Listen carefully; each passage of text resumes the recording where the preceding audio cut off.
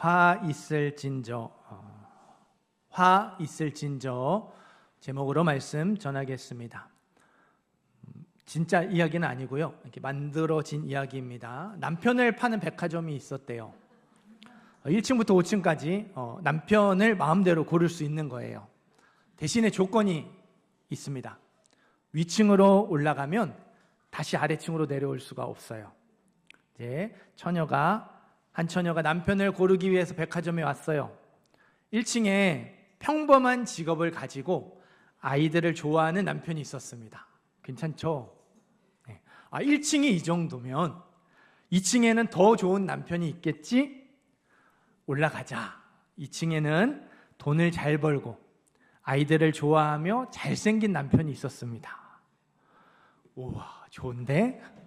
한층 더 올라가 보자. 3층에는요, 돈을 잘 벌고 아이들을 좋아하며 잘생겼는데 집안일까지 잘 도와준 남편이 있었어요. 우와, 여기서 멈출 수 없잖아요. 4층에는 돈을 잘 벌고 아이들을 좋아하며 잘생겼는데 집안일까지 잘 도와줄 뿐만 아니라 아주 로맨틱한 남편이 있었어요. 맙소사. 도대체 5층에는 어떤 남편이 있는 거야? 5층으로 올라갔어요. 하지만 5층은 텅텅 비어 있었습니다. 안내문에 이렇게 적혀 있었어요. 만족을 모르는 당신, 출구는 왼편에 있으니 계단을 따라 내려가시기 바랍니다. 결국 더 좋은 남편을 구하려다가 남편을 못 구했죠. 여자 이야기를 했으니까 남자 이야기도 해야겠죠. 결혼 30주년을 맞이한 60세 동갑내기 부부가 있었어요. 천사가 나타나서 소원을 하나씩 들어주겠다고 했습니다. 아내가 먼저 소원을 말했어요. 그동안 워낙 가난하게 살다 보니 여행 한번 못했는데 세계 일주 여행 해봤으면 좋겠네요. 천사가 세계 일주 항공권과 여행 경비를 넉넉하게 줬습니다. 아내의 소원이 이루어지는 걸 봤죠. 남편이요, 아내의 눈치를 살피다가 멋쩍게 웃으며 말했어요. 나보다 30살 젊은 여자와 살았으면 좋겠네요. 천사가 이제 난처한 표정으로 말을 합니다. 소원을 안 들어드릴 수도 없고 별 이상한 소원이 다 있네요. 어떻게 됐을까요? 아내 대신 30살의 젊은 여자가 나타나지 않았습니다. 남편이 폭삭 늙어서 90세의 할아버지가 됐어요. 30살 젊은 여자랑 살고 싶다고 그랬잖아요. 동갑이었는데 30살이 더 먹은 90살의 할아버지가 된 거죠. 여러분, 만약에 우리 욕심대로 다 이루어진다면 세상이 어떻게 될까요? 난리가 나겠죠. 욕심은 끝이 없고요.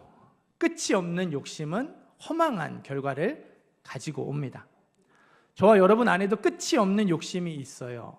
그 욕심을 채우기 위해 살아가면 저와 여러분 또한 허망한 결과를 맞이할 수밖에 없습니다.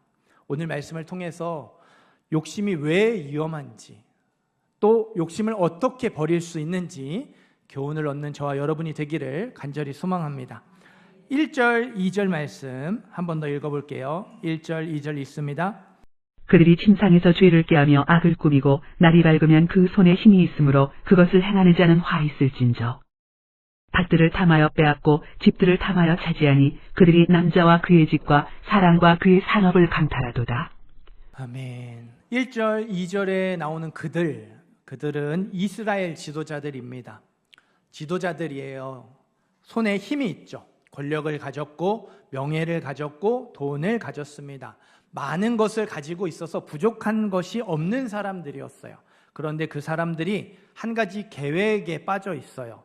밤이 늦어서 침대에 누웠는데도 쉽게 잠들지 못할 정도로 그 계획에 빠져 있었습니다. 아침이 되자마자 그 계획을 실천하기 위해 밖으로 달려나갈 정도였어요.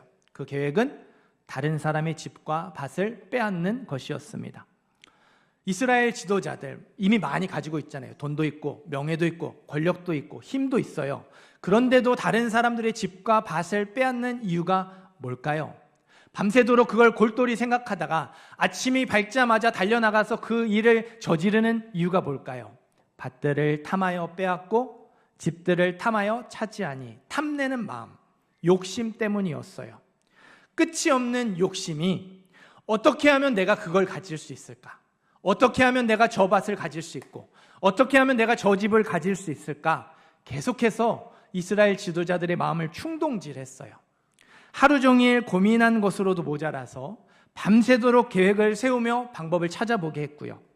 그렇게 찾아낸 방법, 악한 계획을 날이 밝자마자 행동으로 옮기게 만들었습니다. 이스라엘 지도자들이요, 탐내는 마음, 욕심에 사로잡혔습니다. 끝이 없는 욕심에 사로잡혀서 욕심을 따라 살아가고 있죠. 채워도 채워지지 않는 욕심을 채우기 위해서 힘으로 다른 사람들의 집을 빼앗았고 힘으로 다른 사람들의 밭을 빼앗았습니다. 여러분, 이스라엘에게 집과 밭은요, 단순한 재산이 아니에요. 우리에게는 재산이지만 그 사람들에겐 재산이 아닙니다. 어떤 사람이 집과 밭을 빼앗기는 건 가난해지는 정도로 끝나지 않습니다. 그동안 당연했던 것들, 사회적으로 누려왔던 대부분의 것을 누리지 못하게 돼요. 사회 구성원으로서 행할 수 있는 수많은 권리들을 박탈당하게 됩니다. 그러니까 요즘으로 하면 신분에 문제가 있어서 주민등록증을 발급받지 못하게 되는 것, 아니면 신용불량자가 되어서 정상적인 경제활동을 할 수 없게 되는 것, 그런 것과 똑같습니다. 그래서 하나님이 이스라엘에게 집과 밭을 기업으로 주셨어요. 뭐로 주셨다고요? 기업으로 주셨어요. 사고 팔 수 있는 재산이 아니라 후손 대대로 물려받아서 그 살아갈 삶을 영위할 수 있는 삶의 터전으로 주셨습니다. 2절 말씀에 산업이라는 단어가 나오죠. 그게 바로 집과 밭, 삶의 터전, 기업입니다. 십계명에 이런 말씀이 있어요. 내 이웃의 집을 탐내지 말라. 내 이웃의 아내나 그의 남종이나 그의 여종이나 그의 소나 그의 낙이나 무릇 내 이웃의 소유를 탐내지 말라, 빼앗지 말라라는 말씀이 있어요. 10번째 계명입니다. 하나님이 다른 사람의 집과 밭을 탐내지 못하도록, 빼앗지 못하도록 율법으로 정해 주셨어요. 그것도 율법 중에 가장 중요한 율법, 십계명 중에 하나로 넣어 주셨습니다. 대를 이을 남자가 없어서 집과 밭을 지키지 못할 경우, 기업을 이어가지 못할 경우에도요, 계대 결혼이라고 그 가문에서 아들을 이렇게 낳아줄 수 있게 하는 법을 통해서 기업이 그 가족에게 떠나지 않도록 그 가족의 울타리 안에 머물러 있게 하셨어요. 정말 대를 이어줄 사람도 없고 또 빚을 갚을 방법이 없어서 집과 밭을 팔게 되고요. 또 자기와 가족들도 종으로 팔려가더라도요, 50년째가 되면, 희년이 되면 모든 빚을 탕감받게 하셨어요. 자유롭게 풀려나고 원래 있었던 집과 밭을 되돌려받게 하셨어요. 50년에 한 번씩 이렇게 리셋이 되도록 하셨어요. 다시 사회의 구성원으로 살아갈 수 있는 법을 주셨습니다. 십계명, 계대결혼, 희년, 하나님이 2중 3중의 장치를 마련하셔서 각 사람에게 주신 집과 밭이 기업으로 유지되게 하셨어요. 하나님은 하나님의 백성이요, 각자에게 주어진 그 기업을 가지고 그 기업이 크든 작든 거기에 만족하며 살아가기를 원하셨습니다. 그런데 이스라엘 지도자들이 말씀의 원리를 따르지 않았죠. 십계명, 계대, 결혼, 희년, 하나님이 정해주신 2중 3중의 장치를 지키지 않았어요. 이미 큰 집과 큰 밭을 가지고 있잖아요. 작은 게 아니라 큰 걸 가지고 있어요. 그리고 그게 여러 채 있습니다. 큰 집이 여러 채, 넓은 밭을 여러 개 가지고 있어요. 이미 안 지켰어요. 이미 빼앗았어요. 거기서 멈추면 차라리 나을 텐데 거기에서 멈추지 않고 힘으로 다른 사람의 집을 또 빼앗죠. 힘으로 다른 사람의 밭을 또 빼앗았습니다. 지금보다 더 많이 가지고 싶어서, 지금보다 더 좋은 것을 누리고 싶고 지금보다 더 높은 자리에 올라가고 싶어서 그렇게 했습니다. 지금 가지고 있는 것에 만족하지 못해서 계속해서 빼앗았어요. 더 큰 만족과 더 큰 행복을 위해서 하나님이 명령하신 십계명을 어겼습니다. 하나님이 마련해 놓으신 2중 3중의 장치, 말씀의 원리를 따르지 않았어요. 끝이 없는 욕심에 사로잡혀서 채워도 채워지지 않는 삶을, 항상 불만족스러운 삶을 살아갔습니다. 욕심의 원리를 따라 살아갔어요. 사랑하는 성도 여러분, 욕심은 끝이 없어요. 우리 안에 있는 욕심은요, 지금 가지고 있는 것에 만족하지 못하게 합니다. 우리 안에 있는 욕심은 지금 나에게 있는 것에 만족하지 못하게, 감사하지 못하게 해요. 지금보다 더 많은 것을 가져야 한다고 부추겨요. 지금보다 더 좋은 것을 누려야 한다고 부추기고요. 지금보다 더 높은 자리에 올라가야 한다고 충동질합니다. 안정되고 평안한 삶을 살아가야 한다고 끊임없이 우리의 마음을 충동질해요. 하루 종일 고민한 것으로도 모자라서 밤새도록 계획을 세우며 방법을 찾아보게 하고요. 그렇게 찾아낸 방법과 계획을 행동으로 옮기게 하죠. 욕심을 따라 살게 만들어요. 여러분, 욕심에 사로잡히면, 그리고 욕심을 버리지 않으면 욕심을 따라 살아갈 수밖에 없어요. 채워도 채워지지 않는 그 욕심을 채우기 위해서 항상 불만족한 상태로 살아갈 수밖에 없습니다. 빌립보서 말씀이에요. 잘 들어보세요. 어떠한 형편에든지 나는 자족하기를 배웠노니 나는 비천에 처할 줄도 알고 풍부에 처할 줄도 알아. 모든 일, 곧 배부름과 배고픔과 풍부와 궁핍에도 처할 줄 아는 일체의 비결을 배웠노라. 성경은요, 어떠한 형편에 있든지 자족해야 한다고, 거기에서 만족하고 감사해야 한다고 가르쳐요. 풍족할 때는 풍족해서 감사하고 만족하며 살고, 부족할 때는 부족한 대로 만족하고 감사하며 살아가야 한다고, 그런 일체의 비결을 배워야 한다고 말해요. 이 말씀 뒤에 우리가 좋아하는 그 빌사일삼, 내게 능력 주시는 자 안에서 모든 것을 할 수 있는 이라 말씀이 이어져요. 그러니까 나에게 능력 주시는 자 안에서 모든 걸 할 수 있다는 건 무슨 뜻이에요? 내가 부족하면 부족한 대로, 풍족하면 풍족한 대로 그 자리에서 만족하며 감사하며 살아갈 때, 그 일체의 비결을 배울 때 내가 하나님의 주시는 능력을 가지고 여러 일들을 감당할 수 있다는 뜻이죠. 성경의 메시지와 욕심의 메시지가 정반대예요. 욕심은 더 가져야 한다고 말하죠. 성경은 지금 있는 것에 만족하며 감사하라고 말합니다. 그렇기 때문에 저와 여러분이 욕심을 따라 살아가면요, 말씀과 정반대의 방향으로 갈 수밖에 없어요. 성경의 메시지와 욕심의 메시지가 정반대로 말해요. 더 있어야 한다고 말하고 지금 있는 것에 자족하라고 말합니다. 욕심을 따라 살아가면 말씀을 따라 살아갈 수 없고요, 말씀을 따라 살아가면 욕심을 채울 수 없습니다. 우리는 매일 매순간 선택의 갈림길에 서게 돼요. 욕심을 따라 살 것인가, 말씀을 따라 살 것인가. 둘 중에 하나를 선택해야 합니다. 이스라엘 지도자들도 이러한 사실을 잘 알고 있었어요. 욕심의 메시지와 성경의 메시지가 정반대된다는 것. 그래서 말씀을 따라 살면 욕심을 채우지 못하고, 욕심을 따라 살면 하나님과 멀어진다는 걸 알았어요. 하나님의 백성이 욕심을 따라 살지 않고 말씀을 따라 살아야 한다는 사실을 잘 알고 있었습니다. 그럼에도 불구하고 그들이 말씀을 따라 살지 않죠. 욕심을 따라 살았습니다. 욕심에 사로잡혀서 하나님이 주신 땅과 밭, 그 큰 거를 받았음에도 거기에 만족하지 못했어요. 그렇게 많이 가지고 있으면서도 부족하다고, 모자라다고 생각했습니다. 더 있어야 한다고, 더 가져야 한다고 생각했습니다. 우리는 어떻습니까? 그 이스라엘 지도자들이야 그렇다 치고 우리는 왜 지금 있는 것에 만족하지 못할까요? 우리는 왜 지금 있는 것에 감사하지 못할까요? 솔직히 우리는 이스라엘 지도자들과 다르잖아요. 우리 가운데 이스라엘 지도자들처럼 많이 가지고 있는 사람은 없습니다. 우리는 진짜로 부족하고 진짜로 모자라죠. 지금 있는 것이 삶의 어려움을 해결하는데 진짜로 부족하고 진짜로 모자라요. 그래서 만족을 못하죠. 지금 있는 게 나의 원하는 걸 이루는데 한참 부족하고 한참 모자라서 만족하지 못해요. 지금 있는 게 나의 미래를 준비하기 위해서는 턱없이 부족하고 턱없이 모자라서 만족하지 못하죠. 우리는 진짜 모자라고 진짜 부족해서 만족하지 못해요. 감사하지 못해요. 그런데 여러분, 우리가 만족하지 못하는 정말 진정한 이유가 따로 있습니다.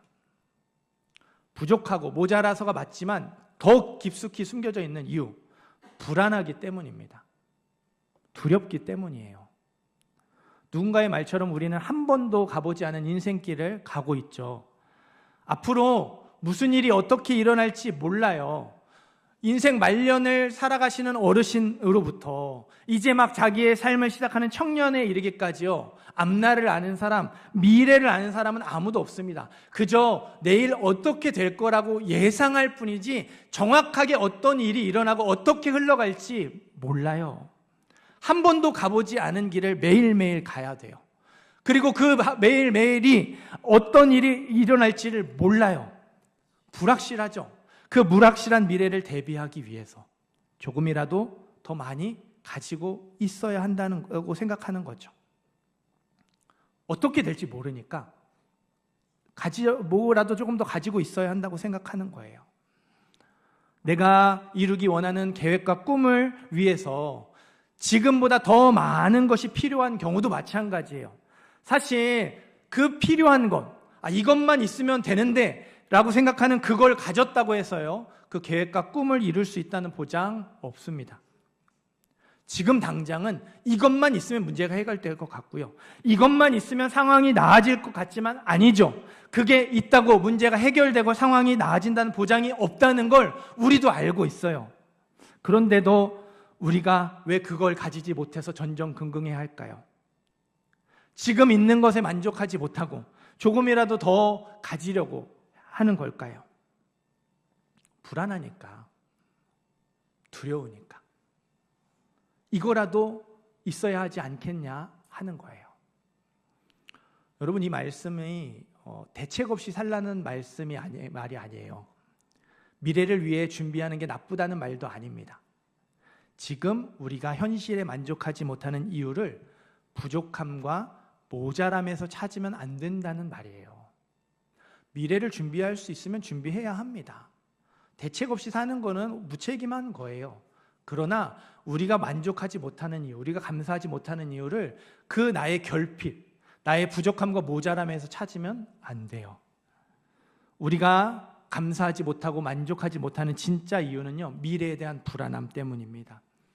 불확실한 미래에 대한 두려움 때문이죠. 그리고 그 뿌리는 하나님에 대한 불신앙에 있어요. 하나님을 신뢰하지 않으니까 두렵고 불안한 거예요. 성경의 메시지가 욕심의 메시지와 정반대라고 말씀을 드렸어요. 말씀에 순종하면서 욕심을 채울 수 있는 방법은 없죠. 욕심을 따라 살 것인가, 말씀을 따라 살 것인가, 둘 중에 하나를 선택해야 돼요. 이 말은 이런 뜻입니다. 하나님이 주시는 것을 가지고 계속해서 불안하게 살 것인가, 아니면 지금처럼 무언가를 끊임없이 모으고 붙들어서 불확실한 미래를 대비할 것인가, 둘 중에 하나를 선택하라는 겁니다. 지금처럼 하나님을 하루하루 의지하며 살아갈 것인가, 아니면 여러 가지 방법들을 동원해서 내가 조금이라도 편안하게 살 것인가, 둘 중에 하나를 선택하라는 거예요. 여러분은 둘 중에 무엇을 선택하시겠습니까? 우리가 좋아하는 시편 말씀 있죠. 여호와는 나의 목자시니 내게 부족함이 없으리로다. 하나님이 나의 목자이심을 고백하는 건 오케이. 그런데 그 뒤에가 문제죠. 내게 부족함이 없으리로다. 솔직히 우리 입장에서는 부족함이 없다고 고백하는 게 오케이가 안 되죠. 부족하거든요. 모자라거든요. 조금 모자라고 조금 부족한 게 아니라 많이 모자라고 많이 부족해요. 여러분, 이 말이요, 하나님이 모자라고 부족하게 주신다는 뜻이 아니죠. 우리가 보기에는 하나님이 나에게 주신 게 많이 모자라고 많이 부족하게 보인다라는 뜻이에요. 우리가 보기에 하나님은 항상 모자라게 주시는 것 같아요. 근심, 걱정 없이 편안하게 살 만큼 주신 적이 여러분 생각해 보세요. 있어요, 없어요? 없어요. 절대로 넉넉하게 안 주셔요. 우리가 보기엔 그래요. 당장 견딜 수 있을 만큼만 주시는 것 같고, 오늘 하루를 살아갈 수 있을 만큼만 주시는 것 같아요. 앞날의 문제, 진로의 문제도 마찬가지입니다. 하나님이 인생의 전체 계획을 보여주시면서 이렇게만 잘 따라오면 된다 말씀해 주시면 참 좋겠는데 절대로 그렇게 하지 않으시죠. 항상 바로 앞에만 보여주세요. 되게 모호하게 막연하게 말씀하세요. 딱 한 걸음만 보여주시고요. 진짜 많이 보여주실 때는 2-3걸음 정도 보여주십니다. 하나님의 인도하심을 알 수 없어서 막막하고 답답할 때가 얼마나 많은지 몰라요. 문제는 이렇게 사는 게 너무 힘들다는 거죠. 하루하루 근근히 살아가는 걸 좋아하는 사람이 어디 있겠어요? 항상 긴장하면서 불안함 속에서 사는 걸 좋아할 사람이 어디 있겠습니까? 그래서 싫은 거죠. 걱정 없이 편안하게 살고 싶은데 매일 무르지져 기도해야 돼요. 내 뜻대로 일이 술술 잘 풀리면 좋겠는데 매 순간 하나님을 의지해야 돼요. 그게 귀찮고 번거로운 거죠. 매일 부르짖어 기도하는 것이 싫은 마음, 걱정 없이 편안하게 살고 싶은 마음이 바로 불신앙이에요. 매 순간 하나님을 의지하는 것이 귀찮고 힘든 마음, 하나님을 의지하지 않아도 좀 내 뜻대로 되었으면 좋겠다는 그 마음, 그게 불신앙입니다. 하나님을 신뢰하지 않고 내가 하나님이 되고 싶은 마음이죠. 성경은 그게 죄, 악한 마음, 죄된 마음이라고 말해요. 사랑하는 성도 여러분, 하나님이 나의 선한 목자이심을 믿으십니까? 하나님이 나의 선한 목자이심을 믿으세요? 하나님이 나의 선한 목자이심을 믿는 사람은 미래를 완벽하게 준비할 필요가 없어요. 지금 나에게 있는 것을 가지고 내가 준비할 수 있는 만큼만 준비하면 돼요. 그리고 나머지 준비하지 못한 부분은 하나님께 맡기고 오늘을 열심히 살면 되는 거예요. 매일 주어진 일상 속에서 하나님의 은혜를 경험하면서 한 걸음 한 걸음 하나님의 인도하심을 따라가면 되는 거예요. 불확실한 미래를 준비하는 것보다 이게 훨씬 더 중요합니다. 나의 불확실한 미래를 완벽하게 준비하는 것보다 더 중요한 건 내가 할 수 있는 걸 하고 할 수 없는 건 하나님께 맡기는 것, 그리고 하나님의 은혜 가운데 하루하루 하나님 뜻대로 살아가는 것, 그게 우리에게 가장 중요한 거예요. 어떤 사람이 한밤중에 길을 잃고 헤매다가 벼랑에서 미끄러졌어요. 절벽에서 떨어졌어요. 떨어지는 도중에 다행히 나무에 걸렸습니다. 이 나무를 이제 붙잡고 대롱대롱 매달려 있는 상황이에요. 거기 누구 없어요? 살려주세요. 큰 소리로 외쳤어요. 아무도 대답이 없죠. 근처에 도와줄 사람이 없는 거예요. 아무도 도와줄 사람이 없다는 걸 알 이 사람이 하나님께 기도합니다. 하나님 살려주세요. 하나님 살려주세요. 하나님이 응답해 주셨어요. 손을 놓아라. 절벽에서 떨어지다가 나무에 걸려서 그걸 붙잡고 있는데, 그래서 하나님 살려주세요 기도했는데 하나님이 손을 놓아라 말씀을 하세요. 이 사람이 한참 조금 생각하다가 다시 큰 소리로 외칩니다. 여기 다른 사람 없어요. 하나님을 믿지 못하고 여기 다른 사람 없어요 외치는 그 사람의 모습이요, 우리의 모습일 수 있어요. 하나님은 내려놓으라고 하는데 내려놓으면 죽을 것 같으니까, 안 될 것 같으니까 믿지 못하고 어디 다른 사람, 어디 나 누구 도와줄 사람 없어요 외치는 거죠. 이사야 말씀이에요. 내 생각이 너희의 생각과 다르며 내 길은 너희의 길과 다름이니라. 여호와의 말씀이니라. 하늘이 땅보다 높음같이 내 길은 너희의 길보다 높으며 내 생각은 너희의 생각보다 높음이니라. 우리의 생각보다 하나님의 생각이 더 뛰어납니다. 우리가 계획한 길보다 하나님이 인도하시는 길이 더 뛰어나요. 지금은 답답하고 불안하지만 하나님을 신뢰하며 한 걸음 한 걸음 따라가면 훗날 반드시 이렇게 고백할 수 있을 거예요. 하나님이 나를 가장 좋은 길로 인도하셨습니다. 한번 따라해 보시겠어요? 하나님이 나를 가장 좋은 길로 인도하셨습니다. 지금은 답답하고 불안하지만 하나님을 신뢰하며 한 걸음 한 걸음 걸어가면 반드시 그렇게 고백할 수 있어요. 하나님이 나를 가장 좋은 길로 인도하셨습니다. 여전히 우리 눈에 부족한 것 같고 모자란 것 같아도 그거를 일용할 양식으로 받고 만족하며 감사하고 하루하루 그렇게 살면요, 훗날 반드시 이렇게 고백할 수 있을 거예요. 하나님이 나에게 가장 좋은 것들을 주셨습니다. 이것도 따라해 보시겠어요? 하나님이 나에게 가장 좋은 것들을 주셨습니다. 네, 아멘. 분명히 우리가 보기에는 부족해요. 모자라요. 근데 그거를 감사함으로 받고 거기에 만족하며 살아가면 우리가 그렇게 고백할 수 있어요. 하나님이 나에게 가장 좋은 것들로 주셨습니다. 하나님이 나를 가장 좋은 길로 인도하셨습니다. 하나님이 나에게 가장 좋은 것들을 주셨습니다. 고백할 수 있습니다. 하나님은 우리가 하나님을 신뢰하기를 원하세요. 하나님을 신뢰하면서 우리 속에서 일어나는 욕심, 불안, 염려와 싸우기를 원하십니다. 하나님을 신뢰하며 욕심과 불안과 염려와 싸우는 저와 여러분이 되기를 간절히 소망합니다. 우리 3절 말씀 같이 읽어볼까요? 3절 말씀 읽습니다. 그러므로 여호와의 말씀에 내가 이 족속에게 재앙을 계획하나니 너희의 목이 이에서 벗어나지 못할 것이요 또한 교만하게 다니지 못할 것이라. 이는 재앙의 때임이라 하셨느니라. 아멘. 하나님이 구약 성경에서 이스라엘을 부르실 때는 항상 내 백성, 내 양, 내 사랑하는 자 이렇게 부르세요.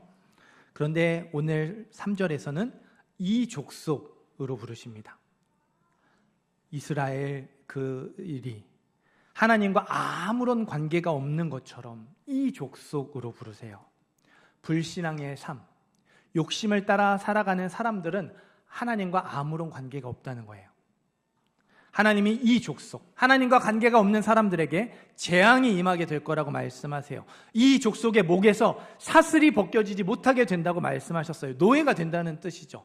하나님을 떠나 욕심을 따라 살아가니까 욕심의 노예가 되고 죄의 노예가 된다고, 비참하게 살게 되는 것이 이 족속의 결과, 욕심을 따라 살아가는 사람의 결과라고 말씀하시는 거예요.